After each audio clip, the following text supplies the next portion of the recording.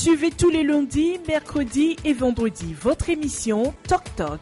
Toc Toc passe au crible les grands sujets de l'heure et développe des thématiques sur le plan social, politique, économique, sportif et culturel. En studio pour en débattre, des journalistes et des experts. Rediffusion la nuit à 22h30.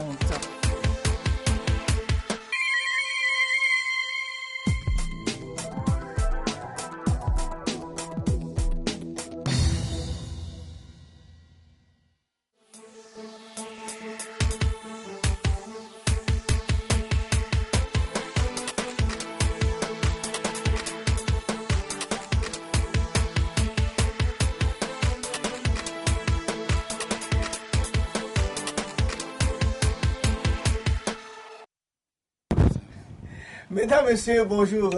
Nous sommes très contents de vous retrouver ce matin sur les antennes de CTFM 89.9 MHz, aussi sur la chaîne du futur, pour notre émission Talk Talk. Ce matin, nous avons en studio deux confrères, comme on le fait tout le temps. Ce matin, nous avons comme invité Dominique Aliziou, il est le patron du journal Chronique de la semaine. Bonjour Dominique. Bonjour.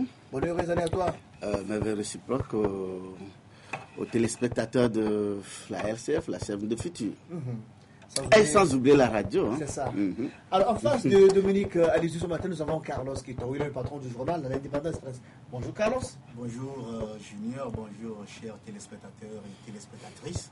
Et bonne année 2017 à tous et à tous. Nous meilleurs à toi et à toute ton équipe de l'Indépendance Express. Merci. Dans la seconde partie, nous aurons tout à l'heure comme invité un homme politique. Il a comme pour nom Gabriel Messan-Kodjo. Il est le patron du parti politique Obu. Organisation pour bâtir l'Union Togo solidaire. Avant tout, voici la une des journaux.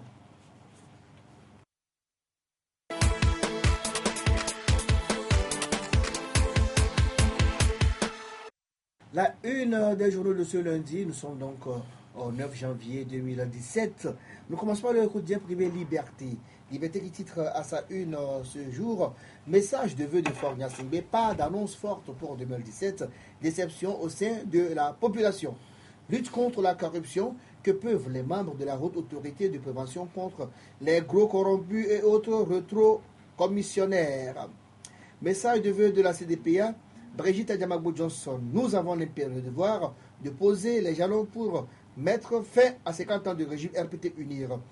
Grand reportage car la ville présidentielle, la ville de misère.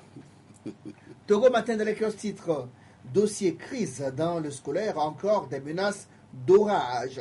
Politique que retenu du discours du président de la République, hommage au FDS, succès diplomatique, PUDC et épervier à la CAD. Société, après festivité où sont passés les jouets de Noël international Ghana, les défis qui attendent le président Akufo-Addo. Forum de la semaine, notre quotidien privé de la ce matin, le journal titre Justice togolaise remue-ménage au sein de l'appareil judiciaire. Le juge Sronvi réhabilité et nommé directeur de la législation. Mobilisation des fonds pour la CAN 2017 au Gabon, rassurer les donateurs et rassembler les Togolais autour des éperviers. Message de vœux de Faure Gnassingbé, l'année 2017 placée sous le signe d'une action publique davantage volontariste et décisive en matière économique, sociale et politique. Fait divers, un gendarme s'est tiré une balle dans le cœur. Et enfin avec nous ce matin, le coordinateur de Honoré Adomtu. Ce journal titre à sa une ce matin, investiture en route en couleur de Nana Akufo-Addo, Faure Gnassingbé savoure sans gêne les délices de la démocratie au Ghana. Interview exclusive du secrétaire national du PSR, professeur Wolu Komi, entre ce que dit le président de la République et ce qu'il fait, c'est l'abîme. Entre intrigue, dribble et chantage, les affectations des magistrats du Togo ont fait effective l'intégralité de la liste.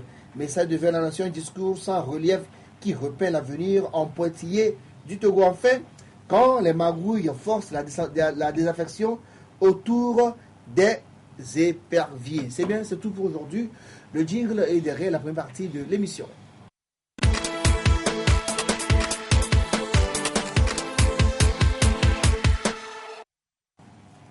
Retour en studio avec nos confrères Dominique Aliziou du journal Chronique de la semaine et Carlos Quito de l'Indépendance Express. Rebonjour. Bonjour. Junior. On va commencer par le discours du chef de l'État. On attendait, d'autres n'y croyaient plus, mais il nous a surpris. Fonia Singbe, comme il sait bien le faire. Vendredi soir, pendant que les gens ne s'y attendaient pas, il s'est adressé à la nation. Il a fait son discours. Dominique Alizou, vous l'avez suivi. Quels sont les messages clés ou bien les points clés de ce discours à la nation, chef de l'État? Je retiens fondamentalement dans ce discours sa volonté manifeste de mettre un accent sur le mandat social qu'il avait annoncé sur les 5 ans. Vous êtes sans savoir que dans le budget actuel, le budget actuellement est à 46,8%, qui touche sur les secteurs sociaux, notamment l'éducation, la santé, le développement à la base, l'eau, l'électricité, bon voilà, l'ossature de ce qui vraiment tient à cœur le chef de l'État, parce que c'est des secteurs qui touchent directement à la population.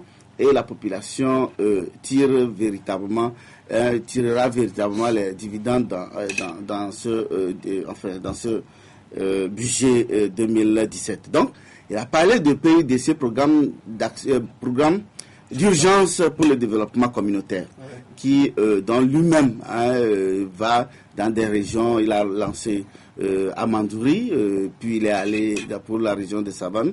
Il est allé à Dakpen pour le compte de la région de la Kara, puis à Tchamba également, à Kouniou. Donc, il tient à cœur ce programme qui mobilise 155 milliards.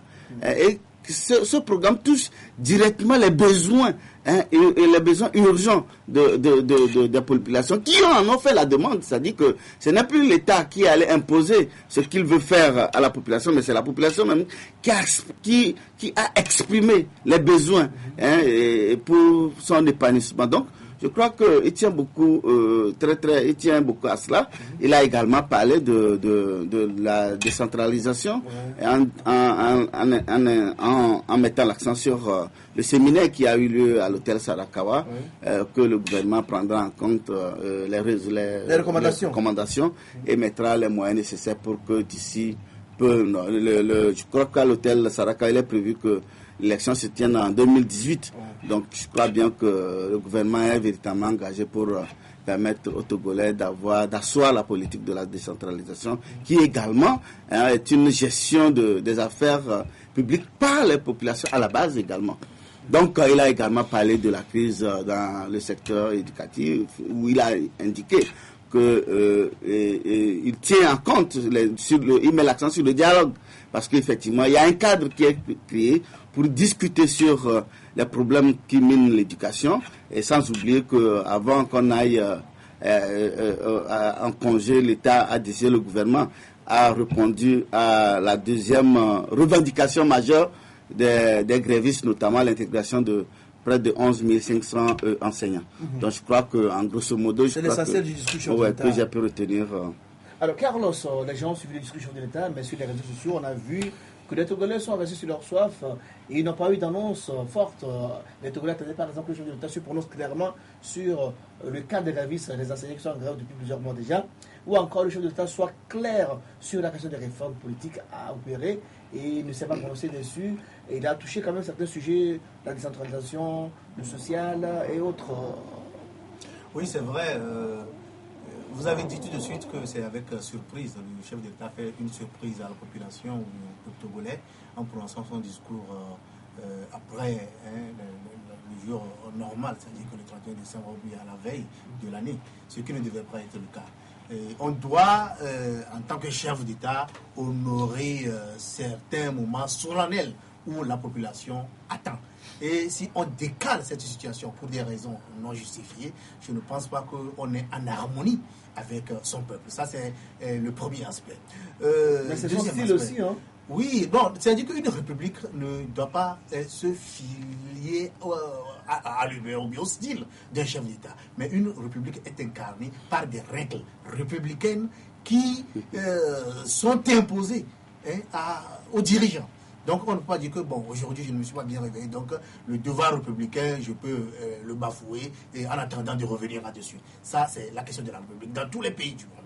Et j'ai été surpris quand nous avons, la semaine passée, dans notre parution, parler un peu de tous les chefs d'État africains qui ont prononcé des discours qui ont été relayés comme une revue de discours des chefs d'État africains par certains médias internationaux. J'aurais souhaité que les chefs d'État togolais soient aussi parmi ceux-là, où des gens ont développé des programmes, les gens ont essayé de faire le bilan, des gens ont développé des perspectives.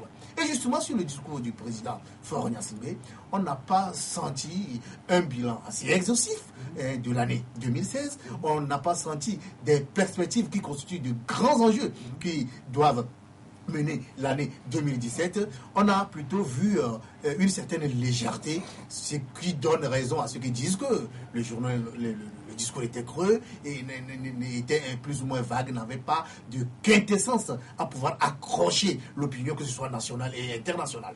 Par exemple, sur le côté du programme d'urgence de développement communautaire, je pense que quand on fait un peu l'analyse de ce programme, certains disent que c'est un marché de dupes, parce que en quoi consiste ce programme? C'est l'État togolais qui a mobilisé, et je crois 154 milliards, et qui a mis à la disposition du PNUD pour gérer et faire des infrastructures. Vous imaginez? Alors que les infrastructures vont dans un sens où il y a des partenaires, ou pas même des institutions républicaines qui doivent piloter. Par exemple, il y a le ministère des Travaux publics qui doit piloter les questions concernant les pistes et les routes. Il y a le ministère de l'administration territoriale, de la décentralisation, qui peut peut-être piloter le volet des marchés. Il y a le ministère du plan. On a laissé tomber tous ces services. C'est comme si l'État avoue l'incapacité de ces institutions ministérielles. L'État a démissionné selon vous? Et confie et met la gestion du développement du Togo sous la tutelle du PNUD. C'est un scandale. Et puis, en plus, quand le PNUD gère ces fonds-là, le PNUD doit prendre sa part de fonctionnement qui est évaluée à entre 20 et 30%. Et vous voyez ce qui est encore plus grave. Une question. Oui. Ce sont des commissions pour nous de bien comment? Je ne comprends pas. Non, mais une institution internationale qui gère un projet a toujours ses feuilles de fonctionnement. Et vous serez scandalisé quand je vous donne par exemple les feuilles de fonctionnement de certaines institutions comme UNICEF, comme FAO et tout ça là. Il y a des fonds de fonctionnement qui constituent les fonds d'installation, les fonds de logistique et tout ça là. Et quand le PNUD prend en compte la gestion de ces fonds du Togo qui appartiennent au Togo et qui devaient relever de la gestion de certains ministères, de certaines institutions, de certaines directions générales compétentes, et que c'est le PNUD qui prend la tutelle du fonctionnement, c'est qu'il y a un problème de confiance entre l'État et les institutions qu'il a mises en place. Donc ça, c'est un scandale qu'il faudrait dénoncer. Et justement, la répartition de ces programmes-là ne reflète véritablement pas une certaine parité au niveau de tout le pays. Les marchés ne sont pas répartis de façon équitable. Les zones qui devaient bénéficier du marché n'en ont pas. Les zones qui n'ont pas de marché en ont de façon suffisante. On pense croire que c'est comme si le développement a pris une allure politicienne. Donc les chefs de l'État ne devraient pas peut-être mettre l'accent là-dessus. Ils devraient plutôt faire le bilan pour savoir ce qui est fait. Est-ce que le PUDC a encore sa valeur d'être, surtout que c'est le PNUD qui gère au détriment de ces institutions.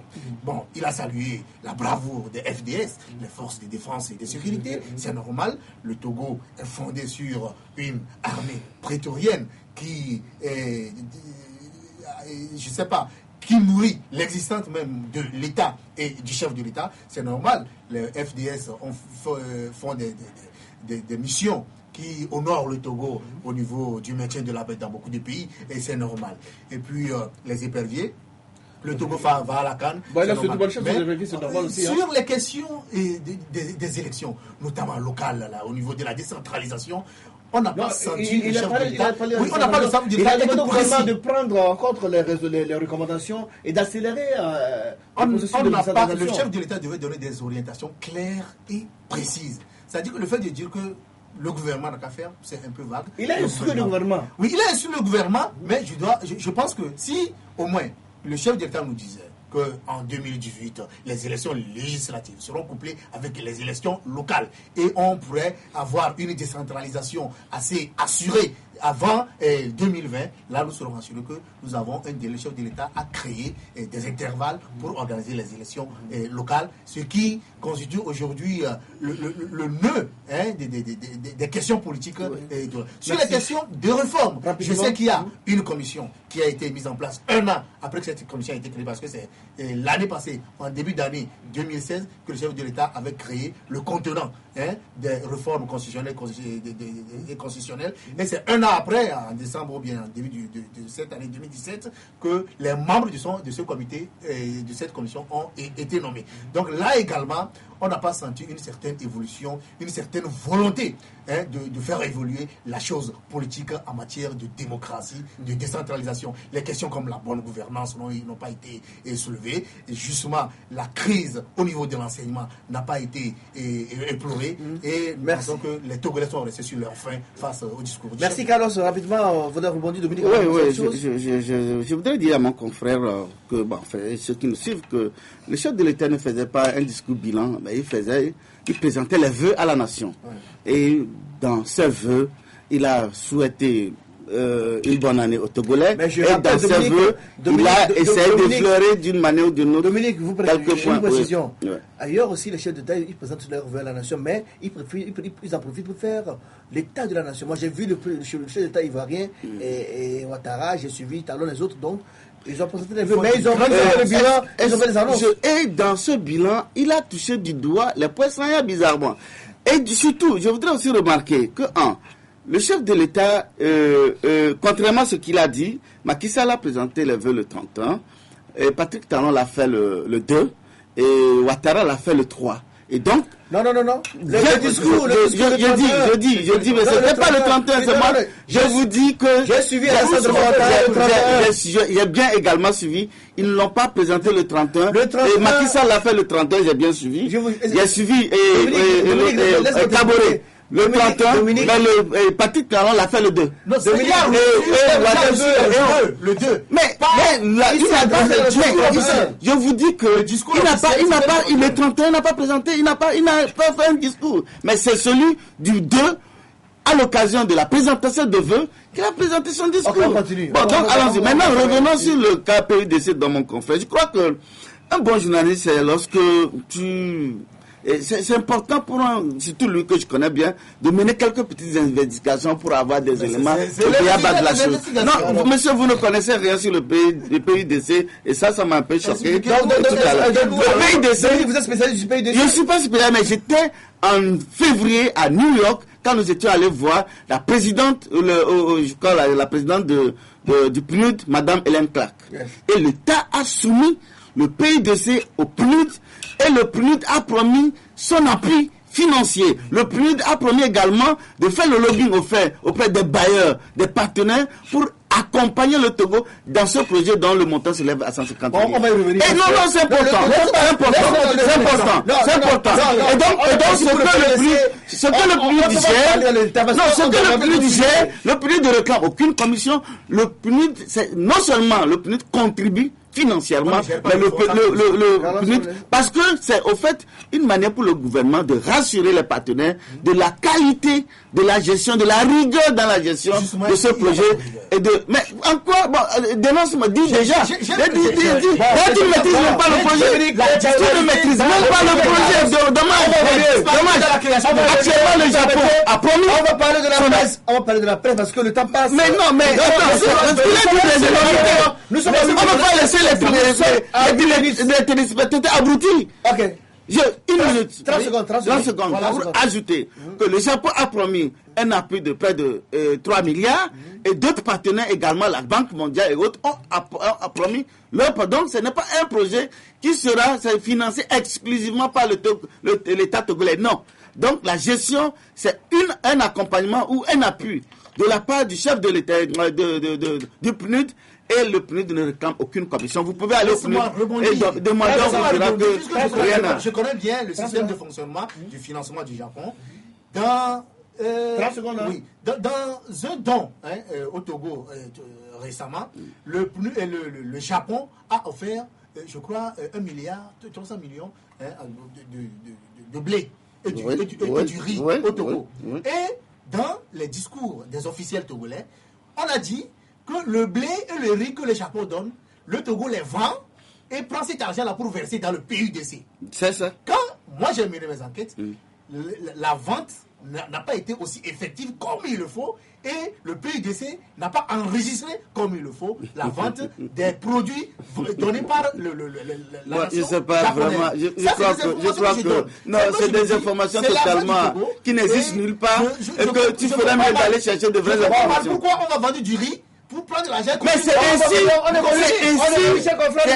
Japon fonctionne. Le Togo n'est pas un cas particulier. Dominique, c'est bon, on passe sur on parle de la presse. Dominique Alizou, il y a une polémique qui est née au niveau de notre corporation depuis, je crois, le 1er janvier, où sur les réseaux sociaux on lit que le chef de l'État aurait fait un cadeau de fin d'année à la presse, 35 personnes pour être précis, que chacun bénéficie de 400 000 francs CFA. Dominique Alizou, est-ce que vous avez reçu de la main de M. Pitan Tchala 400 000 francs CFA comme cadeau de fin d'année du chef de l'État? Non. Vous, personnellement? Non. Je le dis parce que moi aussi j'ai trouvé ça sur les réseaux sociaux. Et j'étais un peu étonné. J'ai dit, mais c'est Carlos d'ailleurs qui a publié un communiqué au nom du PPT pour dire que pourquoi le président de la HAC peut distribuer. Mais je voudrais dire, si on m'avait appelé, oui, j'allais chercher, j'allais prendre parce que ça ne me gênerait pas que je prenne un cadeau du chef de l'État. Est-ce que si le chef de l'État, si vraiment il a fait ce cadeau, et que ce cadeau, on m'avait appelé, le président de la HAC, Pitan Tchala, qui est un proche du chef de l'État, m'appelait, Monsieur Dominique, viens chercher les sous, j'irai chercher sans problème. Mais ce qui est curieux dans cette polémique que j'ai lue, c'est que les gens font croire comme si c'est un scandale où ils n'ont jamais vu, où ils n'ont jamais touché du doigt le cadeau du chef de l'État. Alors, une question. Oui. Alors, est-ce que vous trouvez normal que le chef de l'État remette un cadeau de fin d'année à un président d'une autre institution pour donner aux journalistes? Pourquoi ne pas le remettre, par exemple, au directeur de la communication de la présidence, ou bien au membre de la cellule de communication, ou bien à un conseiller, ou bien quelqu'un pour le faire? Bon, je crois que nous n'avons pas vraiment besoin de donner des injonctions ou la manière de faire ou la manière d'opérer au président de la République. Il a eu confiance au président de la HAC. Il lui a confié une mission, il lui a chargé d'une mission. Mais moi, je reviens sur l'aspect scandaleux que les gens tentent de faire croire. Que pourquoi le chef de l'État va donner de l'argent à des journalistes, surtout quand je lis le communiqué du PPT. D'abord, il y a une première liste, et par cette liste, moi, nous n'étions pas dedans, et il y a une seconde liste que toi et moi, on s'est retrouvés dedans. Donc, quand, en me posant la question, je voudrais te poser la même question. Si finalement, toi aussi, tu as eu les 400 000 dont ton nom se retrouve en bonne position sur la deuxième liste en question, où toi et moi, on se retrouve. Maintenant, de deux, le chef de l'État, s'il fait un cadeau, est-ce que ça crée un scandale? Carlos ne peut pas me le démentir. Parce qu'il ne va pas me dire qu'il n'a jamais reçu un cadeau venant du chef de l'État. Moi-même, personnellement, suite à une requête en 2008, tu te rappelles, où j'ai fait une liste de, je pense, 5 journaux, passés par un ministre, le chef de l'État nous a aidés parce qu'on avait des difficultés de vente. Et j'ai fait la demande et je suis venu vous remettre le cadeau. Je ne veux pas donner le montant. Bon, alors, ce n'est pas un scandale pour moi. Ou bien parce que c'est moi. Ce n'est pas Pitan. C'est ça qui est le problème. Moi, je ne trouve pas. Par exemple, le ministre Kokou Tozo était à la communication. On devait aller pour les funérailles du chef de... On est allé le voir, on était 3 journalistes. On est allé lui dire, bon, monsieur le ministre, on veut aller, mais nous n'avons pas de moyens. Mais il nous a donné 300 000, par exemple. Est-ce que c'est un scandale? Moi, je ne trouve pas de scandale. Je crois que les gens tentent de faire croire que le chef de l'État veut corrompre les gens. En quoi ça constitue une corruption? Carlos, qui a sorti même le communiqué, ne va pas me le démentir. Qu'entre-temps, on avait tous voyagé avec le chef de l'État, en 2014. Et quand on est revenu au second voyage, il était encore de ce voyage. Est-ce qu'on peut parler, ça l'empêcher d'écrire selon sa ligne éditoriale? Non. Donc je crois que c'est cet aspect. Non, c'est la même chose. Donc je crois que c'est à ce niveau que je voudrais que nous essayons de relativiser. Puisque toi, Junior, tu te rappelles que quand tu es allé en Afrique du Sud avec José Azadouvo et Alternative avec Alba Bertin, les gens ont dit que vous avez pris chaque... C'est Carlos, l'histoire sortie de Carlos qui dit, puisque vous faites tous partie du PPT, qui a dit qu'on vous a donné 5 millions chacun. Et certains, comme Carlos, étaient fâchés que, mais comment il peut vous amener un petit groupe et aller se faire. Donc, aller se faire gratifier par Agba Bertin. Donc, moi je dis, ce n'est pas un problème. Moi personnellement, je ne trouve pas de scandale parce qu'aujourd'hui, chacun sait comment nous nous débrouillons pour assurer nos parutions. Que Jean-Pierre Fab m'appelle demain, Dominique, tu viens prendre 1 million, je vais gambader. Que Agbome Kodjo ou quelqu'un d'autre m'appelle, Dominique, viens prendre de l'argent juste pour un... Sauf si la personne me dit, bon, tu dois écrire selon ce que je veux, alors là, je dis non. Il y a un problème. Donc, il y a un problème. Merci Dominique, il faut que Carlos se parle. Voilà, mon appréhension. Alors, on commence d'abord. Est-ce que tu as reçu les 400 000 francs du chef de l'État? Je n'ai pas reçu les 400 000 francs du chef de l'État. Mais toi, tu n'as pas répondu. Je n'ai pas répondu, je n'ai pas reçu les 400 000 francs. D'ailleurs, je n'en sais rien. Et je l'ai reçu sur les réseaux sociaux, donc bon, c'est pas une liste qui circule. Alors, au final, qui sont ceux qui ont pris les 400 000 francs? C'est pas. Parce que tout le monde dit qu'il n'a pas pris. Oui. On sait qu'il y a une liste, les gens ont pris. Il n'y a que le président de la RAC qui a été chargé de distribuer, qui puisse nous donner officiellement ceux qui ont touché les 400 000 francs. Parce que moi j'ai eu l'information. J'ai appelé qui je dois appeler, notamment certains membres du PPT, notamment Ferdinand Aïté. Je lui ai dit, est-ce que toi aussi tu as été appelé parce que d'autres confrères disent qu'ils ont été appelés par le ministre de la Communauté, le président de la RAC, à domicile pour toucher les 400 000. Il dit non, lui aussi n'a pas reçu. J'ai demandé à d'autres, j'ai fait le recoupement au niveau de tous les membres du PPT. Personne au PPT n'a été invité à toucher les 400 000 francs. C'est là que nous avons compris que c'est une sélection qui a été faite et par le biais du président de la République. Dans une république, il faut respecter les textes. Et je m'en vais déjà démentir un certain nombre de choses concernant les dons dont parle M. Dominique Kalizou. Quand on voyage avec le chef de l'État, mais c'est un voyage officiel. Vous avez été sélectionné comme journaliste et vous bénéficiez. La preuve, l'argent qui est donné, c'est l'argent parfois qu'on touche au niveau du trésor. Ça veut dire que c'est normal. C'est officiel. C'est officiel. C'est un voyage officiel qui a été mené. D'accord. Et ça s'appelle la déperdienne. Et c'est tous les journalistes, toute la délégation, qu'on soit journaliste ou pas, c'est toute la délégation qui fait. Mais après, le chef de l'État, vous avez des cadeaux. Vous avez fait des cadeaux personnels. Dominique, moi j'ai pris ça. Dominique, à la fin de l'émission ou bien à la fin de l'année, on invite le président de la RAC qui est censé respecter un certain nombre de règles et de lois liées à sa fonction. Régulation, indépendant vis-à-vis des institutions, indépendant vis-à-vis des autorités administratives, indépendant vis-à-vis des partis politiques. Que ce soit lui qui prenne cet argent et qui appelle les journalistes. Le chef de l'État a le droit, le plein droit, de donner de l'argent à qui il veut, quand il veut. C'est ça. Mais quand cela passe par le canal, celui qui doit vous interdire de toucher de l'argent indu. Si je comprends bien, c'est le canal de transmission qui pose problème. C'est le canal de transmission qui pose problème. La preuve, le chef de l'État a fait cadeau à d'autres corps de métier, notamment les médecins, notamment des enseignants, des professeurs, au cours de cette même période. Mais il n'y a pas eu de scandale à ce niveau. Tout cela, peut-être les voies autorisées ont donné l'argent à qui de droit. Quand nous avons eu l'information, nous avons appelé le directeur de communication parce que c'est lui qui est le représentant, du moins légal et compétent vis-à-vis de la présidence. Il nous a dit qu'il n'est au courant de rien. Ce qui était curieux, parce que le chef de l'État ne peut pas mener une démarche sans que le directeur de communication ne soit au courant. Après, dans notre groupe restreint, nous avons discuté et j'ai été chargé d'envoyer un petit mot au président de la RAC pour lui poser la question. J'ai envoyé un texto à M. Peter Tchala pour lui demander, mais on a appris que vous distribuez de l'argent donné par le chef de l'État. Est-ce vrai ou faux? Il est fâché, il a dit, lui il a déjà vu ça sur les réseaux sociaux et que nous avons déjà partagé sur les réseaux sociaux avant que je ne lui pose la question. Lui pensait que je n'ai plus son numéro. C'est la réponse qu'il m'a donnée que j'ai restituée à tous les membres du PPT. Donc, c'est à partir de là qu'on s'est dit que non, il y a problème au niveau de la loi, organique, au niveau du code de déontologie, au niveau du code de la presse, que le chef de l'État gratifie des journalistes pour dire que c'est eux qui sont les bons journalistes et ça crée un clivage. Est-ce que le chef de l'État a donné cette précision que c'est les bons journalistes à qui il a dû remettre l'argent? Ou bien est-ce qu'il a donné lui-même une liste personnalisée? Ou bien c'est le président de la RAC qui a fait la liste? Comment ça s'est passé dans la réalité? D'après les informations, le président de la RAC, lui, il a été tout simplement chargé de distribuer de l'argent à des journalistes dont la liste a été déjà établie par le chef de l'État au niveau de la présidence. C'est ce qui a été donné comme information. Et le président de la RAC n'a aucun droit ou bien aucune force de rallonger la liste ou de restreindre la liste. C'est déjà fait. Vous venez, la preuve, ceux qui sont allés toucher, et quand vous allez, il y a une liste. Tu peux voir tous les autres qui sont sur la liste.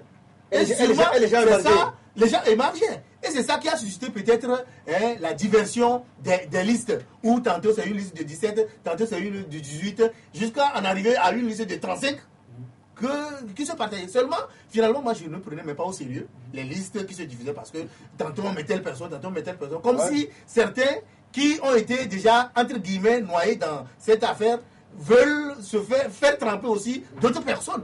Et ça crée une certaine polémique au niveau de la presse. Mais, je le dis, appréhension éditoriale, appréhension professionnelle, appréhension légale, officielle, pour moi, le chef de l'État a le droit de donner l'argent à qui il veut, quand il veut, mais comme il veut. Mais c'est le canal de transmission. C'est le canal de transmission. Mais c'est à cela que je voudrais placer juste un petit mot. Il y a des lois qui régulent notre métier de journaliste. Oui. Et je dis, aucune loi n'interdit au président de l'invité, là, on va le recevoir. Parce que là, le chef de l'État lui a confié une mission, pas en tant que président de la HAC, mais en tant que personne ressource. Oui, mais si ça n'a rien à voir. Et je vous dis, quelle précision? Puisque toi, tu n'as rien eu. Comment tu connais la précision ou l'imprécision? Vous dit, écoutez, l'argent, je l'ai remis en tant que putain de Tchala. Pourquoi il a de la race? Attends, puisque toi, tu dis que tu n'as pas pris. Je n'ai pas reçu. Moi non plus, je n'ai pas reçu. Carlos n'a pas. Mais alors, quels sont ceux qui ont pris les sous et dont on ne voit pas? Alors, je compte que tu dois les chercher et les inviter à cette émission. Non, vous savez, ils vont témoigner que nous avons. Et vous dirons comment et pourquoi ils ont pris les sous. Le président de la HAC, nous allons le recevoir ici pour qu'il nous dise. Mais ce qui est sûr, il y a une liste des marchés qui se trouve chez le président de la HAC. Et si tu te trouves sur la liste aussi. Lui n'a pas mais c'est pas émargé. Je sais pas. La première liste.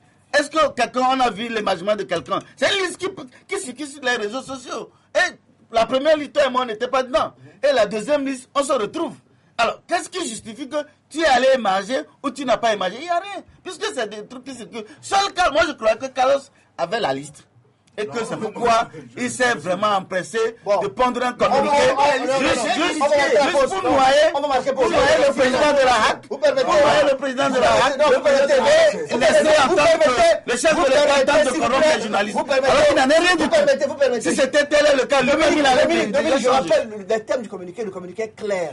Le PPT n'accuse pas les confrères qui ont pris les 400 000 francs du chef de l'État, mais le PPT dit... Puisqu'il y a même des membres du PPT. C'est le canal de transmission qui pose problème. Actuellement, est-ce que vous savez qu'il y a des problèmes dans son organisation de presse où certains ont pris, d'autres n'ont pas pris, et le fait qu'ils se retrouvent sur cette ligne qui circule, ont commencé par démissionner, notamment Abi Alpha. Il a démissionné, il dit qu'il n'a pas pris et qu'il a voulu. Non, il a dit beaucoup de choses. Moi, je crois qu'en réalité, nous devons vraiment arrêter de piler de l'eau. Dominique, il faut que le président de la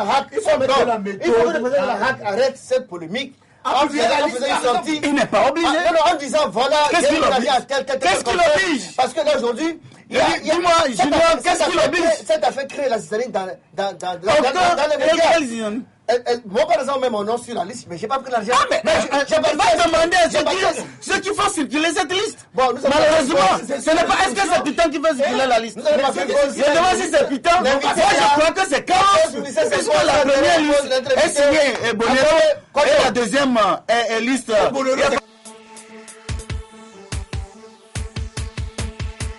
Suivez tous les lundis, mercredis et vendredis votre émission Toc Toc.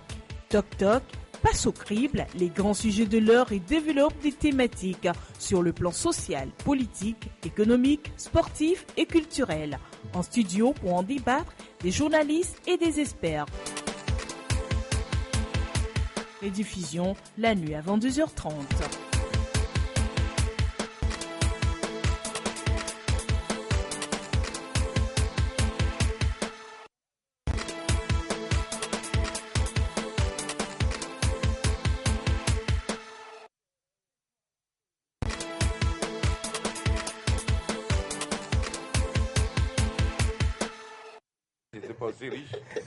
Retour à studio, notre invité là, Monsieur Gabriel Messa Agoueme Kodjo, il est le président du parti au but. Ancien Premier ministre, bonjour Monsieur Agoueme. Oui, bonjour. Content de vous avoir sur ce plateau. Alors, nous sommes en horaire d'une nouvelle année. Vous avez adressé un message à l'entreprise Portugolais. Quel est le message que vous avez adressé au Portugolais à l'heure de cette nouvelle année?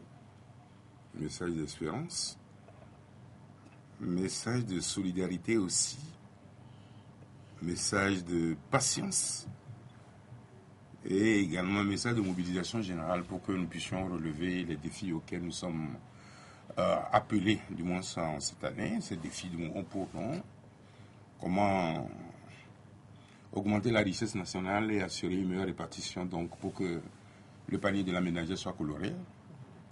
Comment arriver ensemble à réaliser donc les réformes pour lesquelles donc la commission a été mise en place et déboucher du moins sur des propositions consensuelles pour donc assurer non seulement donc les Togolais mais également la communauté internationale pour que du moins les investissements arrivent de manière beaucoup plus massive pour que les jeunes puissent avoir donc des débouchés. Nous avons également des défis donc des élections locales. La feuille de route a été tracée la dernière fois au cours de l'atelier national que le gouvernement a organisé. Nous avons écouté les expériences européennes, africaines, notamment sénégalaises et burkinabées.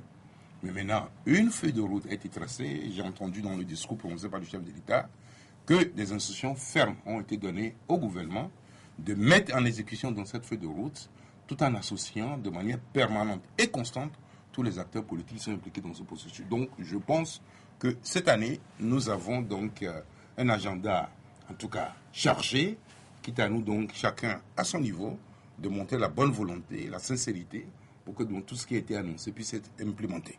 C'est pas vous qui m'avez invité. Au moins, laissez au moins le. Mais laissez Junior. Moi, j'aimerais demander à M. le Président, au début, que le Togo est lourdement endetté, jusqu'à dépasser un peu le seuil normal, 114%.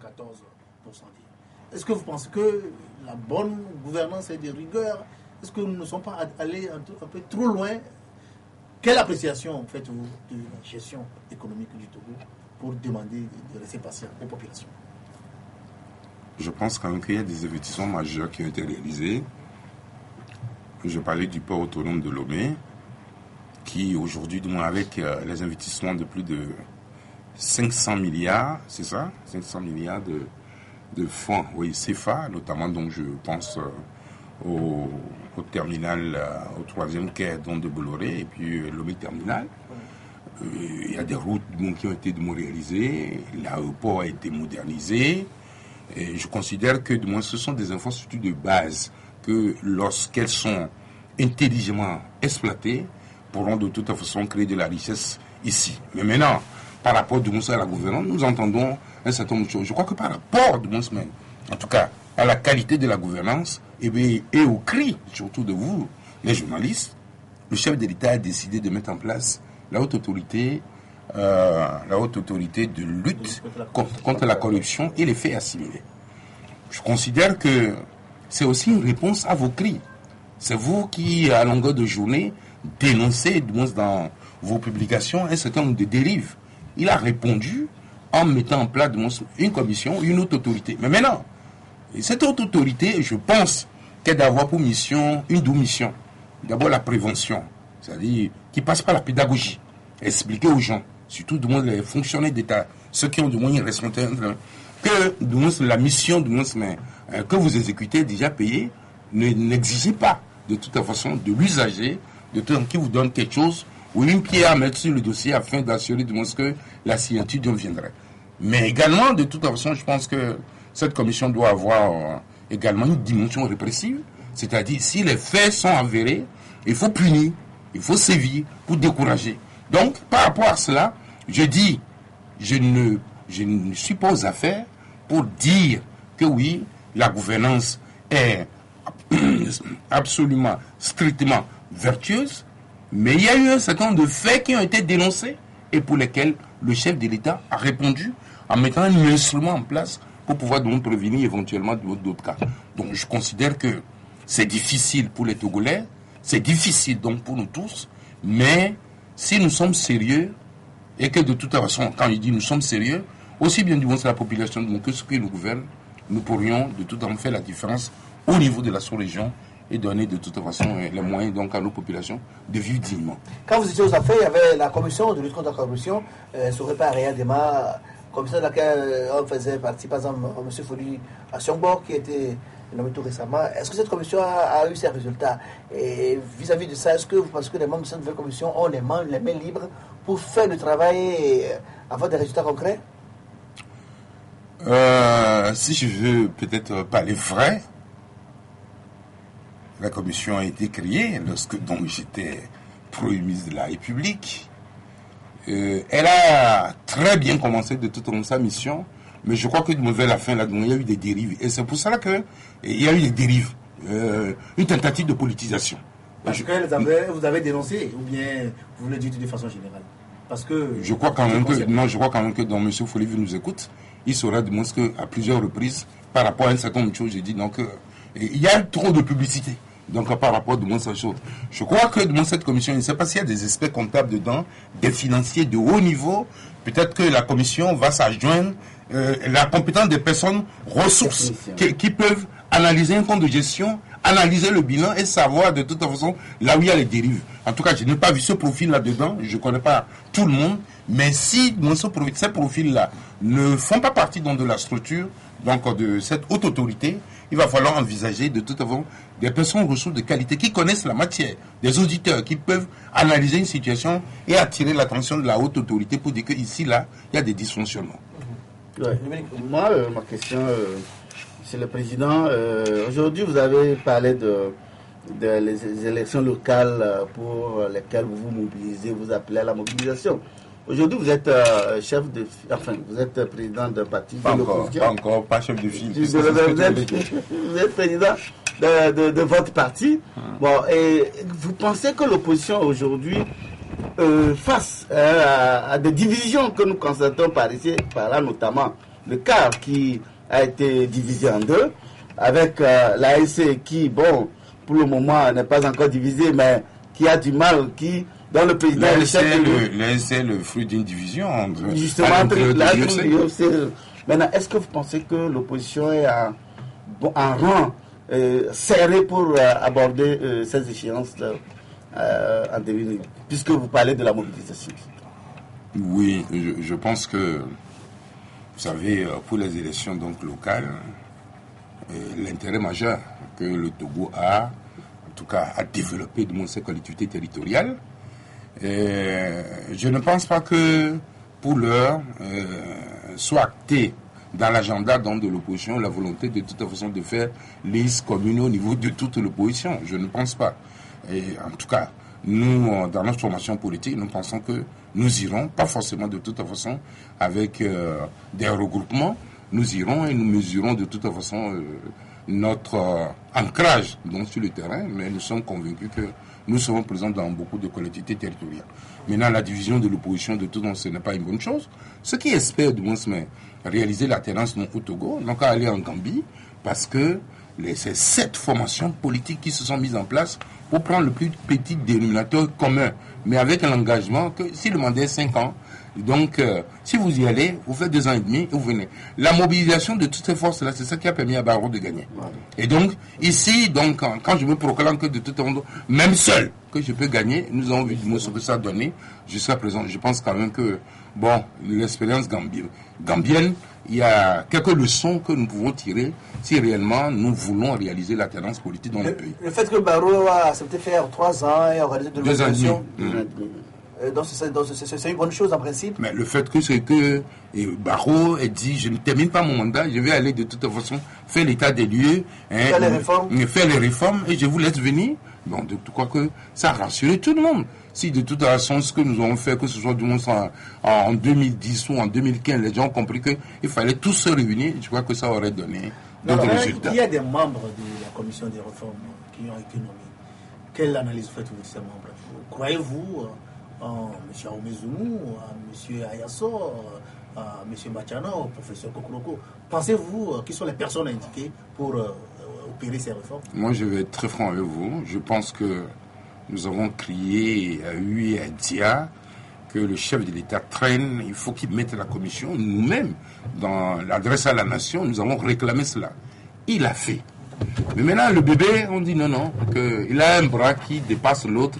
Il a des yeux un peu bridés. Mais est-ce que cette commission-là peut faire quelque chose? je crois quand même qu'il faut savoir raison garder. Dans cette commission, moi je connais des hommes de valeur, de grandes compétences. Professeur Kokoroko, il n'y a pas de problème, personne ne peut le nier, 37 ans professeur agrégé, titulaire et tout ça, je crois. Bon, il y a également le professeur Kouda, ça c'est de toute façon nos jeunes, vos collègues, qui de toute façon font la fierté du pays. Il y a Fandé, que je connais, qui est brillant aussi, qui nous a émerveillés tous, à l'atelier de Ashkroun. Je crois qu'il y a un odieux. Moi maintenant, ce que je vais dire, de mon à l'adresse de ceux qui nous gouvernent, c'est que le premier ministre Aoumé Zounou et le ministre des Finances et de l'économie ont un profil très marqué sur la scène politique nationale. Il aurait fallu, à mon avis, et c'est pas encore trop tard, qu'au niveau de l'opposition également, qu'on trouve au moins des profils, je dirais, similaires, donc à ces deux fortes personnalités, également pour équilibrer un peu le débat. Un sage avant. Ça, je ne donne pas de nom. Un professeur Wolou? Non, je ne donne pas de nom. Pourquoi pas vous? Non, je ne me donne pas de nom et je ne fais pas non plus de demande pour faire partie de cette commission. Mais il me semble que ce serait bien que des profils qui contrastent avec les deux, du moins dont vous avez parlé tout à l'heure, puissent faire partie de la commission. Dans tous les cas, ce que je voulais dire du moins aux uns aux autres, le travail de la commission doit être validé par l'ensemble de l'opinion. Je reprends. C'est-à-dire, quelle que soit la commission, c'est pour ça qu'il dit que comme ils disent qu'un bras est plus long que l'autre, ou que la tête est tordue, le corps n'est pas ce que nous voulons, ce qu'ils vont produire là, ils doivent produire des propositions pour tous les Togolais. Mais monsieur Gouvernement, on l'a vu en Côte d'Ivoire tout récemment, la même commission a été mise sur pied par le président Ouattara, et après les travaux, ils ont amené directement les résultats à l'Assemblée, et on est passé au référendum, dont les gens n'ont pas eu le temps de se prononcer, c'est la population qui a décidé. Qui vous a dit que nous irons au référendum? Mais moi c'est un exemple que je vous donne. Puisque c'est la mode. C'est un exemple que je vous donne. Dans la plupart des pays. Non, je pense que si nous sommes tous d'accord sur les réformes que la commission a proposées, de toute la commission, il a de toute façon un document de base, de référence, c'est les conclusions donc des travaux de Ashkroun, de l'atelier de Ashkroun. C'est listé.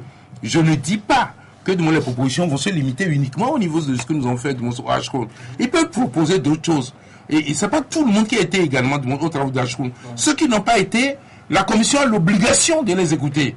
Écoutez tout le monde. Encore un autre cadre ou comment? La commission va sortir son agenda. Ouais. De toute façon, il va y avoir un autre décret qui va mieux préciser donc leur mission et également limiter donc leur mission dans le temps. Parce qu'en fait, il ne faut pas qu'on nous installe une commission qui va dire que c'est 2 ans après qui va sortir son rapport. Non, c'est pas ce que nous voulons. Nous voulons aller vite. Et tout le monde a intérêt qu'on aille vite. Pour, en tout cas, la dynamique là, dans laquelle nous nous trouvons aujourd'hui, où le Togo est de retour sur la scène internationale de manière beaucoup plus marquée et prononcée, il faudrait l'accompagner par ces mesures-là pour que l'extérieur, les investisseurs disent le cas de sécurité, j'y vais les yeux fermés. C'est extrêmement important également. Vous pensez que la volonté politique est hier, puisqu'on a traîné pendant longtemps sur les questions de vous savez, volonté politique. Moi j'ai écouté plein de gens, et pourquoi on a mis tant de temps? Peut-être qu'on est en train de réfléchir sur la manière dont on fait les choses. Mais j'avoue quand même que nommer Awanana, du moins en 2015, janvier 2015, et attendre 2 ans pour nommer le jour, je considère donc que l'attente a été trop longue. Et c'est en cela donc que le temps que nous avons perdu là, nous voulons rattraper cela, et la commission doit se mettre rapidement au travail. Alors, pensez-vous que cette commission-là est dans la continuité de l'accord politique global ou bien c'est carrément autre chose? C'est-à-dire que nous faisons des mots fétiches, des icônes, à chaque fois on ramène pour leur accord politique global, CVJ, tout ça. Bon, c'est un cadre qui a été tracé et je considère que si la commission fait exactement ce qu'on lui demande, notamment donc, comment dire, la conclusion de l'atelier de Ashkroun en écoutant des gens, en proposant, parce que ce que nous avons dit au niveau donc de notre atelier, de l'atelier sur Ashkroun, mettons en place des institutions qui nous rassemblent et qui nous ressemblent. On peut pas, parce que ça se passe en Côte d'Ivoire ou ici, nous faisons la même chose. Je crois que de toute façon, ce n'est pas ça. Oui, non, je continue avant de oui, allez-y. Alors, selon nos infos, selon les rumeurs, c'est que on se prépare à aller à la 5e République et en 2020, les comptes seront revenus à zéro, on commence une nouvelle République, la 5e. Et du coup, ça n'aurait pas de rapport avec la PGP sur l'accord politique global demande des réformes politiques de façon consensuelle. Ah, mais c'est tout ce que j'ai développé tout à l'heure, donc je parle de que les réformes doivent se faire de manière consensuelle. Que ce que la Commission doit produire, de toute façon, doit être acté. C'est-à-dire qu'il y aura un large consensus national sur les réformes à faire. Mais maintenant, je vais vous dire, s'ils sortent les recommandations et que donc, nous pouvons trouver un consensus à l'Assemblée nationale pour trouver les 4/5e, pour les faire passer, donc on reste au niveau de la 4e République. Mais maintenant, si la division stérile que nous avons observée donc, dans le passé, non, je ne suis pas d'accord, cette virgule-là, il faut l'enlever, non, on peut faire, mais tel ne sera plus candidat ou ceci, si le même débat revient et qu'on ne peut pas trouver le dénouement donc, de tout ce travail-là au niveau de l'Assemblée nationale, il appartiendra donc au gouvernement donc, de solliciter le suffrage universel pour que à travers donc, un référendum constitutionnel, le peuple souverain se prononce. Oui, mais on ne peut pas dire ici, en l'état, que nous allons vers une nouvelle république. On n'a pas encore les éléments. Il faut que la commission vienne nous convaincre que dans la nouvelle architecture constitutionnelle, tous les éléments retenus ne peuvent trouver leur place. Et donc, nous n'avons pas d'autre choix que de vous proposer une nouvelle constitution. Et là, on comprend, mais pour l'heure, le débat n'est pas à ce niveau. On leur a donné donc un cahier de charge, les choses sont claires. Bon, ils n'ont qu'à proposer. Si l'Assemblée peut donc nous organiser cela, si on a le 4/5e, c'est bien. Mais si l'Assemblée rentre également dans les polémiques qu'on a connues, je suis sûr que pour trancher, on invite le peuple souverain. C'est à ce niveau, je voudrais juste vous demander, vous avez fait partie du CPDC Renouvelé, où vous avez fait un travail formidable que certains partis de l'opposition, enfin certains de vos collègues de l'opposition ont boycotté. Mais est-ce que vous pensez qu'aujourd'hui, le travail que vous avez fait à l'époque n'est pas vraiment, ne reflète pas la volonté populaire et qu'aujourd'hui, qu'est-ce que vous pouvez souhaiter à cette nouvelle commission mise en place?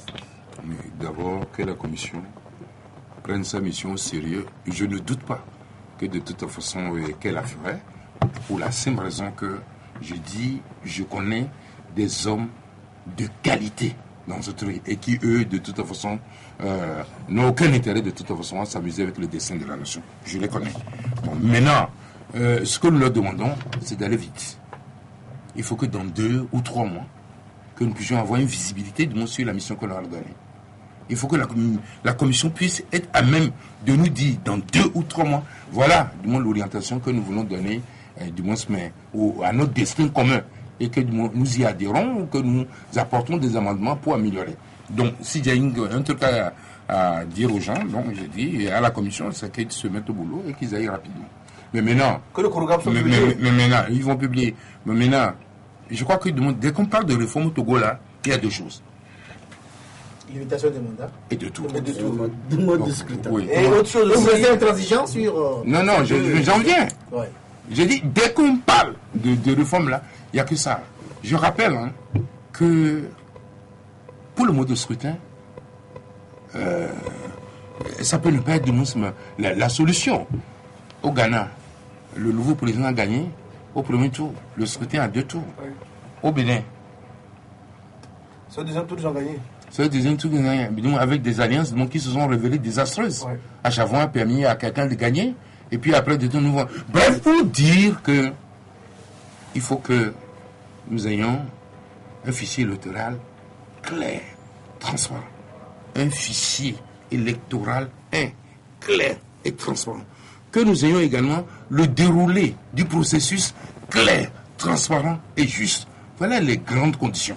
Mais maintenant, s'agissant de la limitation des mandats, ça semble également un point sur lequel, de toute façon, nous nous focalisons. Oui, il faut de moins limiter le mandat. Le mandat ne peut pas être de moins, mais en tout cas, comment je dirais, ouvert comme un boulevard.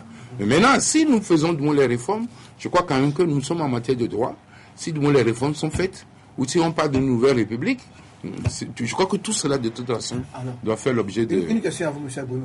Alors, est-ce que vous, à l'heure où nous sommes, vous êtes pour qu'on remette les compteurs à zéro et qu'à partir de 2020, l'architecture d'État brigue encore 2 nouveaux mandats si possible?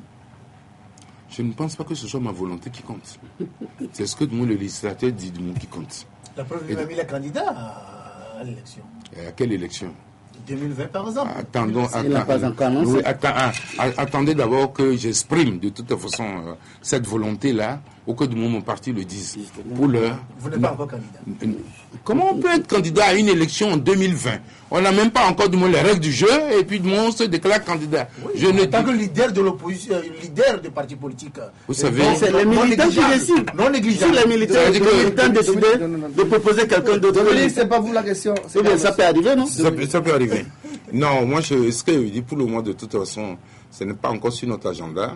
Nous grouillons pour que nous ayons donc des réformes. Nous grouillons également pour que les élections locales donc puissent se faire, en tout cas dans un délai de 15 ou 18 mois, selon ce que nous avons arrêté au niveau donc de notre atelier. Je crois que si nous rentrons, je parle de ma formation politique au but bien sûr, nous rentrons donc dans les conseils municipaux et que dans les élections législatives de 2018, nous faisons une bonne entrée de Moussa à l'Assemblée, je pense que ça permettra d'envisager l'avenir. Mais pour l'heure, il ne faut pas sauter les classes. Alors, monsieur Abouemeko, tout à l'heure, au début de l'émission, vous avez dit que le chef de l'État, dans son discours, a demandé que le gouvernement prenne en compte la feuille de route issue de l'atelier, alors que la NC dit qu'il n'y a pas eu feuille de route. Au cours de l'atelier, là, il dit qu'il y a eu des recommandations, mais il n'y a pas eu de feuille de route arrêtée par les participants. Oui, qu'en dites-vous? Moi, je ne sais pas. Peut-être c'est une question de sémantique. Moi, non seulement j'ai préparé cet atelier avec le gouvernement, mais j'étais dans la salle. Et j'ai vu également les représentants de l'ANC, notamment Mme Isabelle Megavi et Attanti. Je crois que c'est une question de sémantique. Il y a une feuille de route. Ce qui doit être fait de nous, c'est listé. Il faudrait donc voir donc, le découpage des communes. Le débat de moi s'est beaucoup focalisé donc, sur Lomé. Bon, ok, Lomé est divisé, je crois, en 6 communes.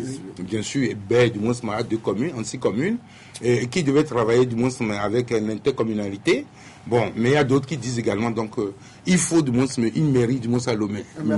Une mairie centrale, sans territoire. Sans territoire. Et donc, le débat à ce niveau-là n'est pas tranché. Bon, maintenant, le transfert des compétences, parce que quand l'État se délaisse dans un certain nombre de responsabilités, il demande aux collectivités locales donc, de s'en charger, il faudrait également de tout temps que les moyens financiers donc, accompagnent cela. On a parlé également donc, des compétences, des compétences en tant que de l'encadrement. Il faut former des gens, du moins, mais capables donc, de gérer les communautés, parce que en dehors des élus qui sont politiques, mais il faudrait également qu'il y ait une structure capable de monter des projets et tout cela. Nous avons évoqué tout ça. Nous avons évoqué également les infrastructures. Oui, mettre en place des infrastructures. Les nouveaux maires vont pas aller travailler donc sous les manguiers ou du moins sous les baobabs. Et donc, il y a eu une expérience édifiante parce que les PTF, les partenaires techniques financiers, nous ont dit que, bon, ils ont aidé l'Ukraine en construisant des mairies là dans toutes les communes. Le gouvernement togolais a formulé donc cette demande-là au niveau des PTF pour qu'on nous accompagne dans la construction donc des mairies. Donc il y a la feuille de route est claire.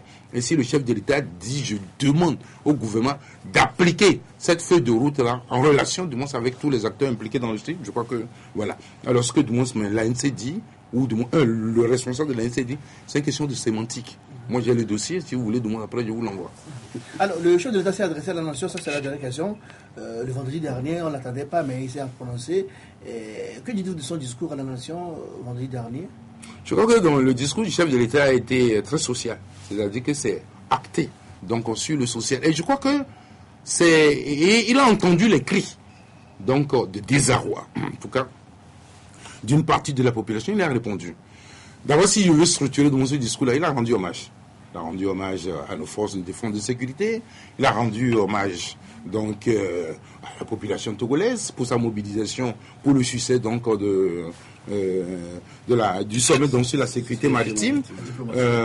Il a également encouragé donc les éperviers d'aller donc très loin. Mais maintenant, nous rentrons dans le social. Dans le social, il a dit que il serait très attentif à la création, à la distribution de richesses avec équité. Il a insisté sur le fait que il a donné des instructions à ses ministres pour que donc la politique qui va être déclinée là soit beaucoup plus sociale, afin que les uns et les autres puissent sentir cela dans leur quotidien. Et il s'est attaqué donc au problème de santé, au problème donc de l'éducation nationale. En tout cas, je ne vais pas refaire le truc. La santé, il a parlé donc de la réhabilitation de la construction des hôpitaux régionaux. En tout cas, bref, pour améliorer l'offre de services donc de santé. Je n'oublie pas également qu'au niveau de l'éducation nationale, il a parlé donc du contenu de l'enseignement, qu'il faut moderniser, quelque chose de plus adapté. Bref, pour dire aujourd'hui qu'il y a, un dysfonctionnement entre le type de formation que nous donnons à nos étudiants et par rapport aux besoins et les débouchés. Et les débouchés. Et c'est pour ça donc il faut changer rapidement le contenu pour que donc ce contenu soit plus entrepreneurial. Quand tu sors là, il ne faut pas chercher forcément à aller à la fonction publique. Tu peux comment de ce discours, vous êtes satisfait des annonces de ce discours? Moi, de toute façon, le discours du chef de l'État, je le lis de manière croisée. Les 2 décisions qui ont été prises du moins au Conseil des ministres, la mise en place de la commission, c'est extrêmement important. La mise en place de la commission, j'ai dit, c'est extrêmement important. De 2, la mise en place de la haute autorité du monde pour lutter contre la corruption dans le pays. Je crois que les journalistes doivent s'en réjouir, puisque de tout, c'est eux qui dénoncent les faits. Il a insisté également donc sur la décentralisation. Il a parlé donc qu'il faut qu'on crée une véritable coalition pour l'avenir, où du moins il y aura des cas de concertation où on pourra discuter donc des affaires de la nation. Je considère que si nous sommes aujourd'hui le 8, ce que le gouvernement fait du moins jusqu'à ce jour-là, le Conseil des ministres et le contenu, je considère quand même qu'on est sur le chemin. Mais maintenant, les annonces ont été faites. Nous souhaitons que l'application soit immédiate et qu'on n'attende pas encore du moins 6 mois, 1 an. Et je crois que du moins, si ça advenait ainsi, ça dévaloriserait du moins le contenu du discours. Votre mot de fait s'il vous plaît, M. Agono Kodjo, l'émission est à sa fin. Restons dans l'espérance. Moi, j'ai foi en l'avenir de ce pays.